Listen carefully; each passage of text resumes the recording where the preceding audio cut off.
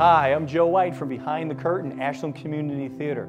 Unfortunately, Kelly Fay is out sick this month. Get well, Kelly.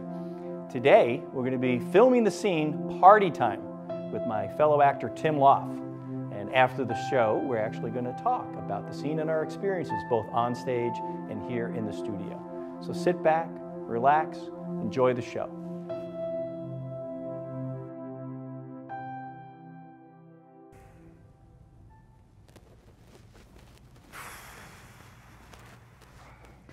Hey.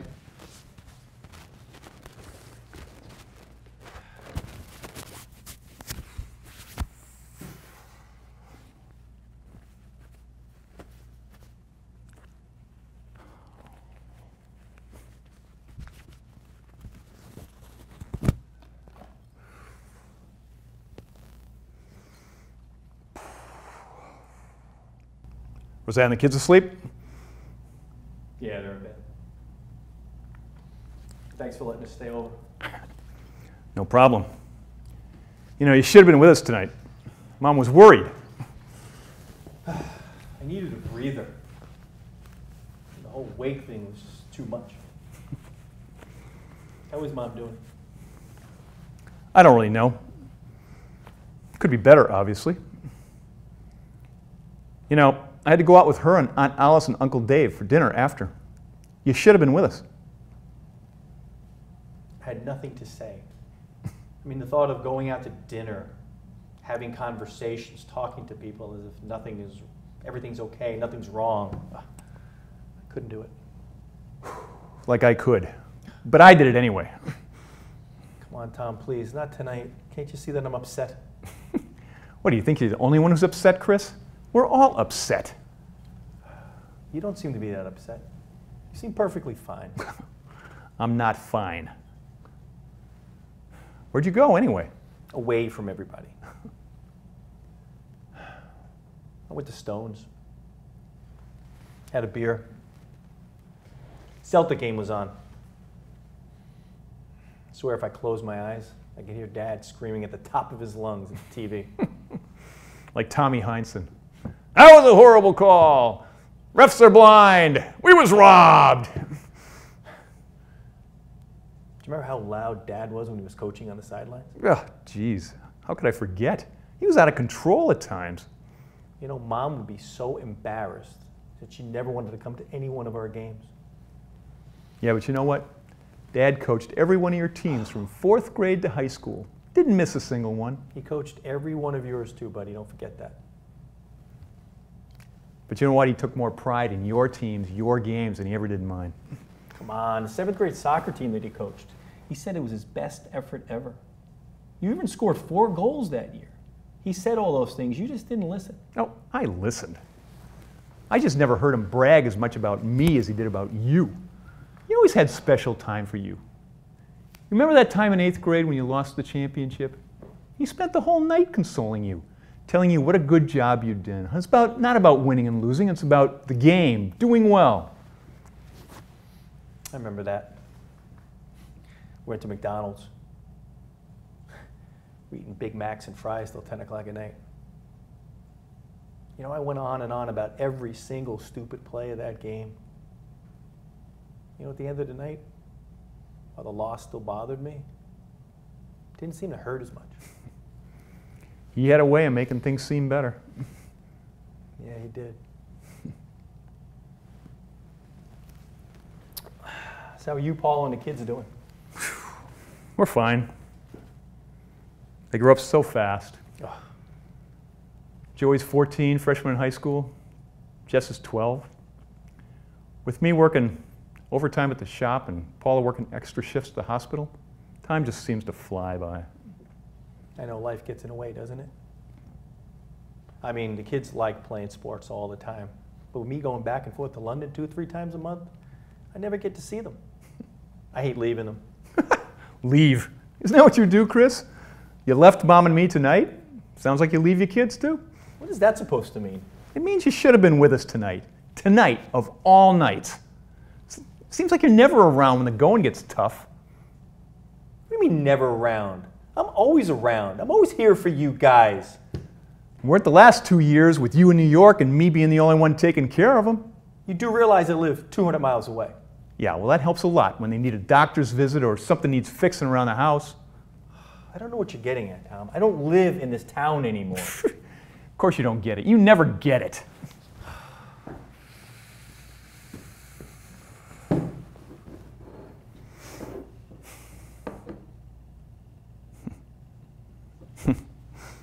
This picture of Dad. Seems like yesterday he was dancing at my wedding. I remember that. You remember about Dad? Watching TV with him. Come down 10 seconds later, he'd be out like a light snoring. And then when the show was over, he'd wake up and go, "That was good." Yeah, like he'd actually watched it. I'm going to miss him. Me too. I just always thought he'd be there. I mean, he was like a machine. I mean, he'd be up at 5 in the morning walking the dog, doing things inside the house, outside the house. I mean, even when he was working full time, he was home every single night for dinner. Guess he never wanted to miss a meal. Guess not. Remember how loudly he ate? The entire neighborhood knew about it. Everybody on the block knew we were having soup for supper. Remember how we used to make fun of him? Mm. But I wouldn't give now just to hear those slurping sounds one more time. Hey, remember, party time? My God, party time, of course. Get that big tent out of the attic, the big red one, and he'd set it up in the basement. The red tent, like we were camping. Even take ropes and tie it down like some big breeze is going to go through the basement and blow us all away. Oh my God. Oh, get us all the candy we ever wanted. Watch silly movies till midnight. Flashlight tag? Oh yeah, red and the blue flashlights. Ah, the blue one. That was your favorite. We always fought about that one. Yeah, we did. Party time. That was tradition. I think he got as much out of it as we did. I think you're right. Hey, do you remember when you spilled the blue juice all over their new carpet? They still got that Red Sox rug covering it up in the basement. Yeah. You know, they never even got mad at you about that. You had it the easiest. No way. You had it the easiest. Oh, come on. NYU grad, Harvard MBA, big shot in New York, the golden boy. Oh, what about you, Mr. I drive my friends on my junior license playing mailbox baseball? You know, Dad never even got upset about that. He thought it was some rite of passage or some teenage prank. Yet I get one drink when I'm underage, all hell breaks loose. He was worried something was going to happen to you. Oh, come on, he was worried about you just as much as he was worried about me. No, no, no, no. He always favored you. Mom even said so. Oh, come on, would you stop it, Tom, please?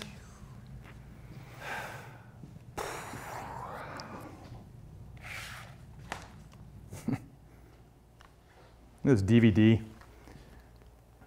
He's going to not watch that next week at Easter.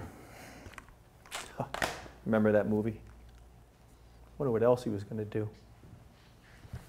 Life interrupted. Remember how excited he used to get when we were all around for the holidays? Oh my God, I think his favorite was Halloween. He'd have us help him decorate the entire house. Orange lights everywhere. Spooky, scary things inside and outside the house. Yeah. Oh, and then on November 1st, he'd take us down to the stores to get the 80% off sale of stuff that nobody wanted. Oh, Billy Bob Jack. Oh, jeez. You know, that thing is still up in the attic. Really? How a homemade talking monster could possibly, made out of an old tape recorder and some ragged clothes, could possibly outlive Dad? I don't get that. You know, he kept records of everything. There's still a box up in the attic labeled First Billy Bob Jack Visit. It's still got the date on it. Up until last year, he used to get that thing out of the attic, walk it around the front yard, set it up under the maple tree in that old spot, and scare the bejesus out of any kids that came by trick-or-treating. I don't know where he got his energy. Maybe that's why he was asleep 10 seconds after he hit the couch.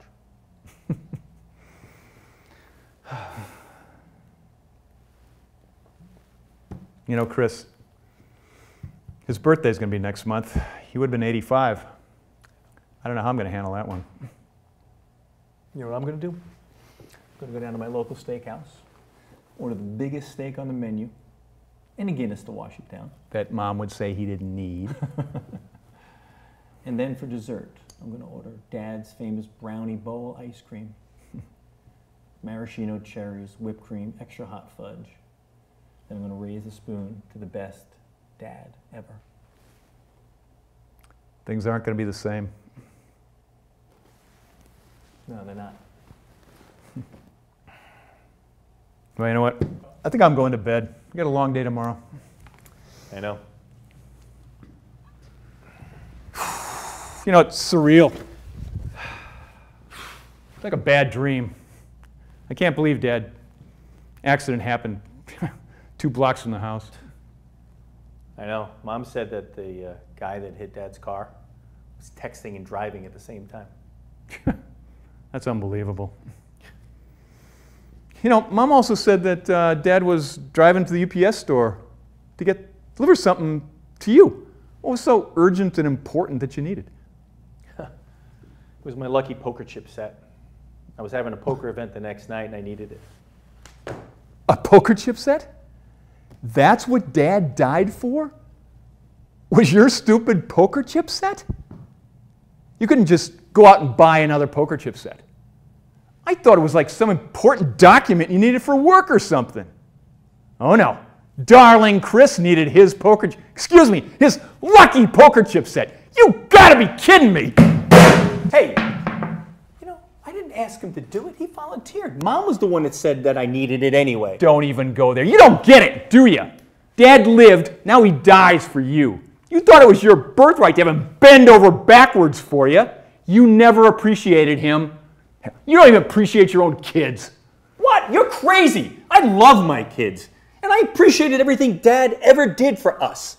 Not just me, us. And you know, and just because I don't live in this town anymore doesn't mean I'm not part of this family or they don't care about him. You know, I loved him, damn it. Dad is to be alive if it wasn't for you. Don't you think I know what he was doing when he was killed?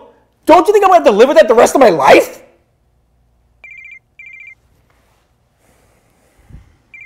Hello, Ma. Yeah, he's here. We're just talking over some stuff. Need to go back to bed, Ma. We get a long day with the funeral tomorrow. I'll be by to pick you up in the morning. I know, Ma. I know. I love you too. I'll be by to pick you up in the morning. You go back to bed. Good night, Ma.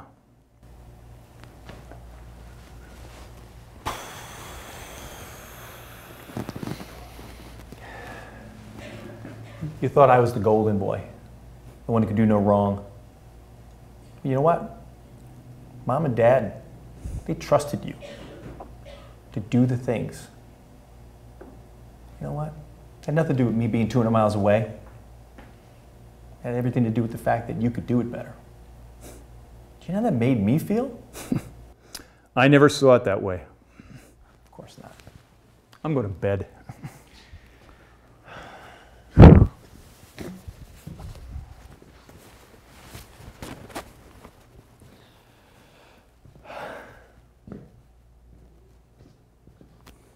You know, you ought to go to bed too. I will. Just looking something up. Look, Chris, I didn't mean to. Yeah, I know. I know.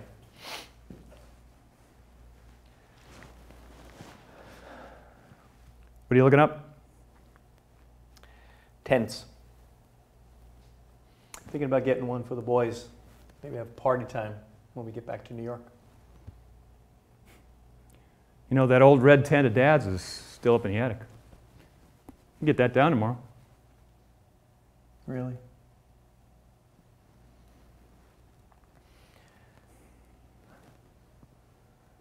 What do you say we do that? Me, you, all the kids? Have one big party time before I go back? I think that's a good plan. I'll get the movies. I'll pick up some candy and a couple of flashlights. Only if I get the blue one. So Dad's party time tradition continues. I think you would have liked that. I think he would have.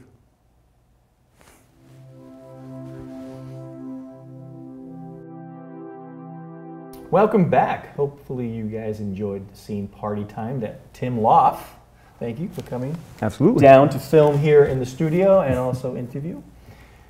So Tim, how did you get involved in ACT?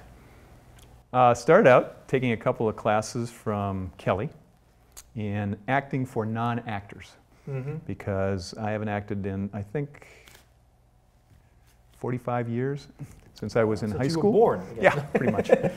High school.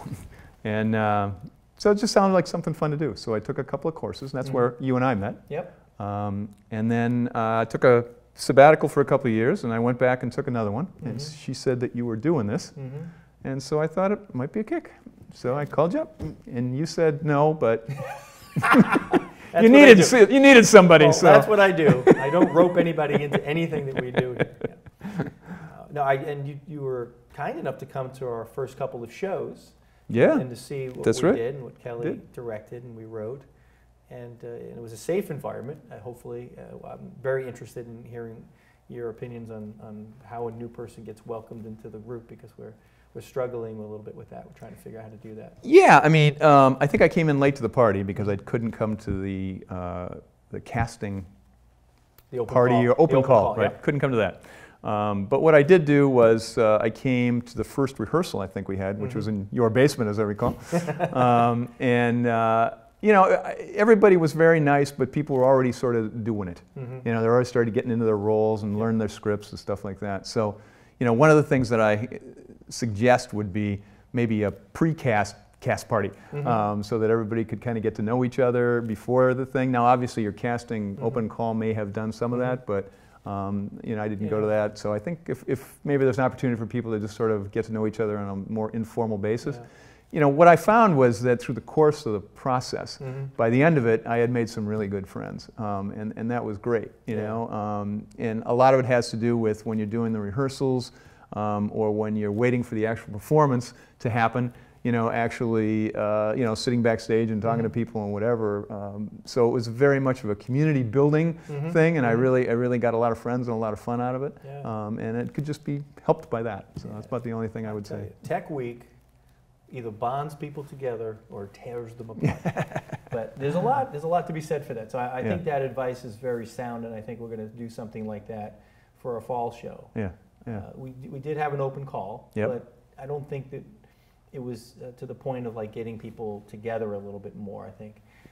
But you know, part of that open call is to find out how many people we have, and it's sort of like an open tryout and trying to figure it out. So yeah, once you had the people and you kind of knew where they're going to go, maybe that'd be the point. That'd be the good time. So that's great. So how did you like doing the scene on stage versus filming it here in the studio? What did you think the major differences were for you? Well, certainly doing it on stage was a little more nerve-wracking, because you've got a live audience and you're not sure what they're going to do. So that was a little bit weird. The interaction between you and I is a little more closer and a little bit more informal in some ways, because we don't have to worry about blocking as much. I mean, we're sort of able to just have a discussion because obviously the camera's coming in closer.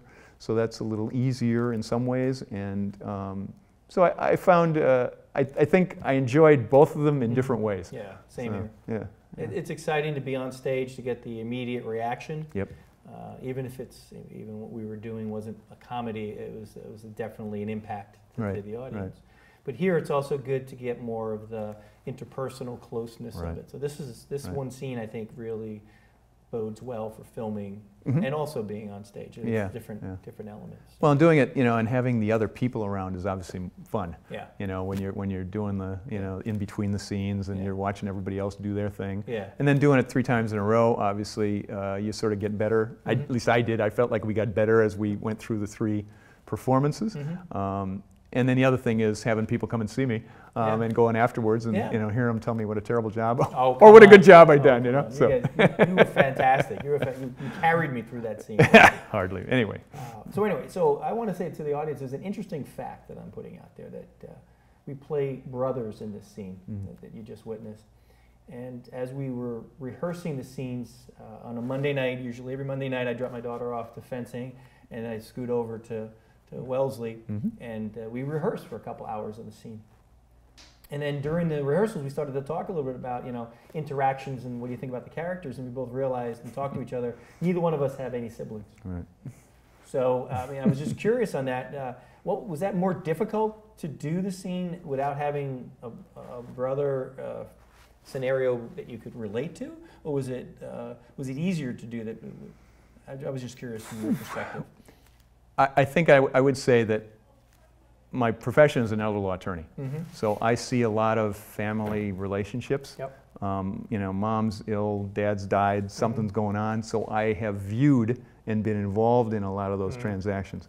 So I think, to a certain degree, I was able to sort of model some of the emotions and some of the interactions that I saw based on that. Yeah. So from that perspective, at least I had something to go by. Yeah. I think if I hadn't had that, it probably would have been more difficult, but it went great, and the fact that you didn't have a sibling, I think was really interesting, because the two of us sort of became brothers. Very interesting. It was. It did feel that way. It was great. Yeah. The good news was we ended up on a good note, so I still like you. I still like it. I think it carried away, but I think it will too.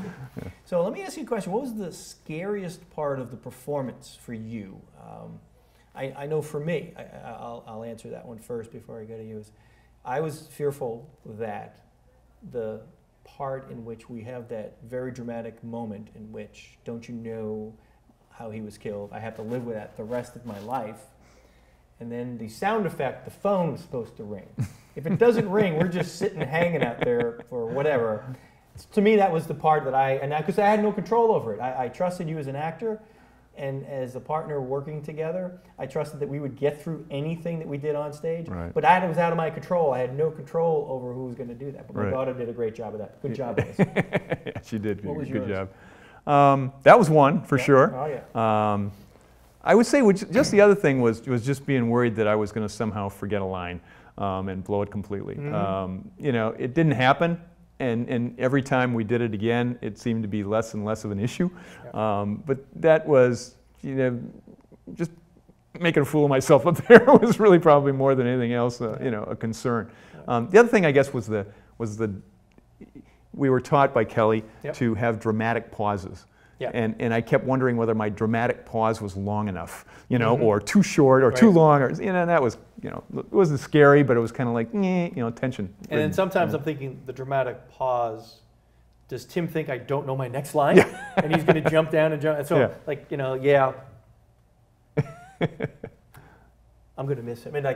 So there's so many times in there. Do I come in and rescue you at this point in time? Right. And we did that during rehearsals. At time, we jumped each other's lines. So. Well, my part about rehearsal that motivates me is when you're an actor and you're on stage, you have to focus your full attention on the scene and not worry about anything else that's going on in your life, on the stage, if someone drops a cookie or someone does something else. The moment your mind drifts to something else, you are no longer in your character and you're different. That's right. And on Thursday night dress rehearsal, we were doing the scene and we were in the middle of it, and I realized that I skipped a section of the scene.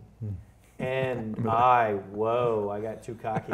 And I realized it, because when I realized it was later on in the scene, we were saying something that referred to something that we didn't say. So there was nothing to refer to. Right. And then I looked at you and goes, I missed something. And you went, oh yeah, you did. Oh yes, you did. Well, and I couldn't figure out any way to save it. You're in the middle of it, and it's it went from this point, and I could continue from that point, but it was hard to go backwards, and I just couldn't figure out how to save that one, So I was determined from that point on that there was no way the next 3 shows, it was Thursday night dress rehearsal, but it was only you and I that knew that. Even the directors and the lighting people were sitting out there going, that was great. Hey, look, I don't think he looks good in the red tie. You got Kelly coming up here. Well, what do you think? Red? Blue? What do you think? Does this table show? That's the kind of stuff we're going through on stage. It's true. And we're sitting there, and I'm sitting here, we just blew the lines. And I'm frustrated. You were great. You were great. You was like, oh, don't worry about it. But I was so determined that I was not going to mess up. Yeah. And the other part was, during the scene in the Saturday matinee, we were having these beers that have been sitting here for 3 weeks, right? It's empty, little residual stuff in the bottom. I didn't clean it too well. And I'm sipping here and I'm doing this. And on the Saturday show, I go like this. And that thing that's been sitting in the bottom of that thing for 3 weeks enters my mouth. I have to swallow because there's no spitting on stage. And I did not miss my line. And you were very... Well, you slowed down I a slowed little. down. And for a second, I thought you had missed your line. Because I was thinking, oh, he forgot his line. But no, you were just like... No, that was trying to figure out, do I not vomit on stage? Or how do I do this? Right, so to me, that was one of the most... That was one of the most highlights of trying to get through a scene. Right. But the moment you lose focus, Yeah. and we did a retake here, and you just said to yourself, you started to think about how hard you kicked that can. Right, exactly. And then you lost it. Yeah, you lose it. Yeah, it's absolutely amazing lose how it. quickly it can go. Yeah. But let me ask you a question. So closing comments from you. Is this something you do again? Yeah, for sure. It was really fun. It depends on what you're looking for, what you're going to get out of it, but I think whatever you're looking for, you're probably going to get out of it because it's, if you're just looking for some new people to meet, you're going to do that. Yep. If you're looking for a new experience that's something you haven't tried before, you're going to get that. If you're looking to go back and relive your glory days in high school, you're going to be able to do that. So yeah, from all perspectives, I think it was really fun and a good thing to do. It takes some time. I mean, I think you got to be prepared for that. The tech week and the actual rehearsals, and you got to be ready to spend some time. But the actual learning your lines and doing that stuff, it's really fun. It's not scary like I thought it would be. It's really not that scary. The end product served. It really produced a good show, I thought. Our scene in general, but I think the overall show. Kelly does a great job of getting everybody together and collaborating. And what I try to do is organize everybody to know where they should be, when they should be there. Right. So I think we try to welcome people, make them feel comfortable. We're definitely a very collaborative group. Yeah. We take everyone's ideas and make it, we don't always go with everything, but at least we listen to it and see what works. So it's not like, Tim, you come in, you sit, and you do this. No, it's not a rigid kind of experience because it's theater, it's community, and we want people to feel comfortable. Well, and not only that, but you get an opportunity to do a lot of different things. If you weren't comfortable being on stage, there's a million things that can be done. Stage manager, helping put the set around, pulling sets together, doing all that kind of. There's a lot of other things that can be done, lighting, to help sound, music, make the community theater a better experience for everybody.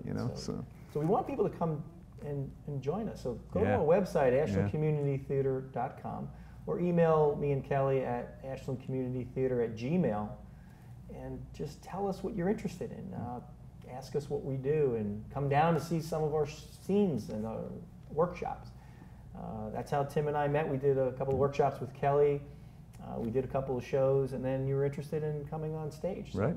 Not everybody has to be on stage, but if you want to, there's opportunity. So. And I thought you were crazy originally, and I still think you're crazy, but you're crazy in a good way, so it's okay. I remember when we met the first night we did our show, our acting class together. I said, I want to put together a community theater. And he's like, this guy's actually a little crazy. But let me tell you something, Joe.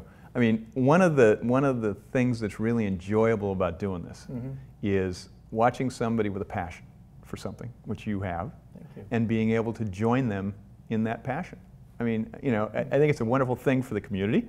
Watching you enjoy yourself doing it is cool, and bringing all the people together, it's really fun. So thank you so much. Kudos to you. Appreciate it. Thank you very much. Well, listen, thanks so much for coming down and filming Party Time here in the studio. Join us next time when we're going to have the cast of All Flowers Bloom at different times. And join us. Kelly, get better. Talk Kelly, soon. get better. Bye. Bye now.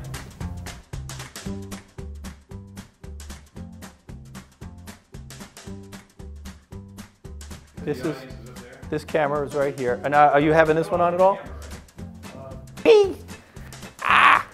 Hiya. Here, this is Joe White here. Welcome to Behind the Curtain. There is no Kelly Fay. She is a myth. If she was here, she'd be, hi, I'm Kelly Fay. Other than that. I didn't want to go through the window. No, I didn't. We didn't want to go through the window either. Stuff! And now we got Mean Gene, the dancing machine. I loved him, damn it. Dad lived. Dad. Here we go. What do you think, Miles?